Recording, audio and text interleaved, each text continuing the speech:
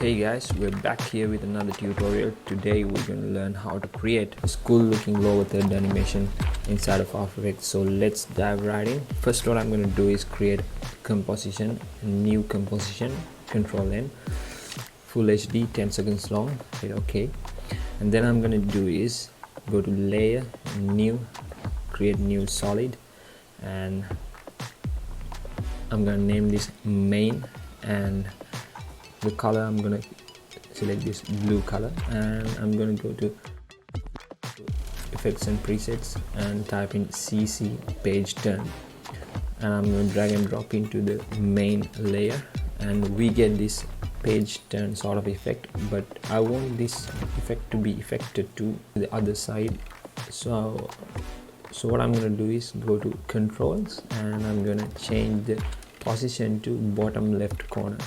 Then I'm gonna go to this fold position option, and I'm gonna take it right there, and then I'm gonna go to light direction options, and I'm gonna change the direction a bit. Can get this slightly reflection looking one and this matte looking one. I'm gonna go with this matte looking one, and then I'm gonna go back to the layer, new, another solid. I'm gonna make this one white and rename it BG for background, and then I'm gonna select main layer and go to effect, page turn effect, and to render I'm gonna select back page only, and then we gonna get this effect.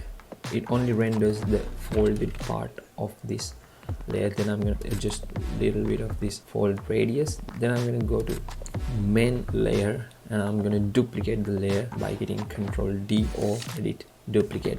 Then I'm going to rename the layer, the duplicated layer, to matte, and I'm going to toggle to switches and modes, and I'm going to go to background layer and select the track matte to alpha inverted matte. So right here what I'm trying to do is I'm going to remove everything else but this small triangular part. So to get that effect, what I'm going to do is go to matte layer. I'm going to change the renderer to front page. So as soon as I click it, so we get this left with this small triangular part, and everything else will be transparent.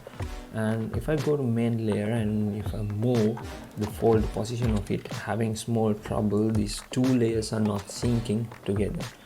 So to link those two properties, what I'm going to do is go to matte layer, and I'm going to alt click on the stopwatch of the fold position.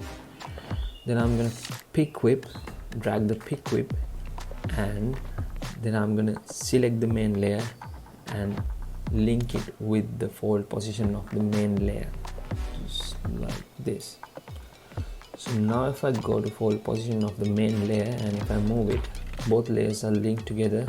Wherever I move the main layer's fold position, matte layer will follow the same. Go to effects and presets, type in drop shadow, and I'm going to drag and drop it to main layer. To do, it seems like it's pixelated because I have put the resolution down to third. I'm going to put it back to full, and I'm going to adjust the drop shadow a bit and smooth, adjust the softness a bit, and the opacity and the rotation and direction. And now we get this cool looking effect. Everything else is transparent, but this triangular part is only visible. So we're halfway done. What we have to do is right now to create the text part. What you have to do right now is create text layers and whatever you want to type. So right now I'm going to type right here Kelsey Steele, amazing monograph artist. I got this video from Max on Cinema 40 YouTube channel, so I highly recommend the people who willing to learn Cinema 40, as that's amazing resource to go there and learn. Back to the tutorial. What I'm going to do is two text fields, and I'm going to drag and drop them below the main layer and above the matte layer. Now I get this, but I still don't have properly working it. So To make it work, what I'm going to do is create both of text layers and pre-compose it, and I'm going to name it text. And then I'm going to do is I'm going to go to matte layer and duplicate it by hitting Ctrl D, and I'm going to drag down text layer below the matte layer to change the track matte to alpha inverted matte 2. So if I go to main layer and move the fold position of it, now I get this cool looking revelation. So to animate this, what I'm going to do is go to 1 second mark and hit a keyframe button to create a keyframe at current time, and I'm going to hit U to reveal the keyframe, and I'm going to select the keyframe, move forward a bit, and I'm going to drop down the fold position to cover the whole thing. So I get this small animation, so I'm going to select both of these keyframes, right click, keyframe assistant, easy ease. So what I'm going to do is go 3 frames forward, 3 seconds forward, and add or remove keyframes at current time button.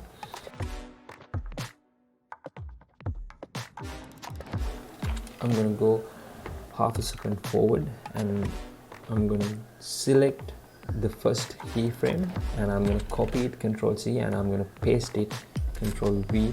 Now I get this cool effect. So still I feels like it's kind of little linear. To get the effect what I want, I'm going to select all these keyframes, and I'm going to go to graph editor. Inside of graph editor I get this speed graph. What speed graph shows here, it's speeding up slowly and slowing down it slowly. So if you don't see this, go to this choose graph types and options, and in that window there are a few options, and you can switch it to show reference graph or edit value graph, or so all this stuff. So what I'm going to do is I'm going to adjust this Bezier handle to something like this. The effect I'm going to get from this is it's speeding up and slowly slowing it down, and again it's slowly speed up and it goes away a little quicker. So let's see the effect. Yeah, super. This is what I want. So if I quickly import this footage, and if I put it below everything, and if I play the clip, you see, right? So this is the effect I get. So if you guys want something like this, or if you want to create this kind of animation, what you have to do is you can easily change the text inside of that text comp, and you can export it as a movie. You can place it on anywhere in your project. So, and the other tip is, if you want to change the color of that back page, what you have to do is go to back page and change the layer to none. Below there is a color picker for paper color, and from there you can change the color of the back page. So that's about it. So hope you guys enjoyed the tutorial, and let me know in the comments if you have anything about this. And also you can download this project file, link in the description. Thank you very much for joining, and see you next time.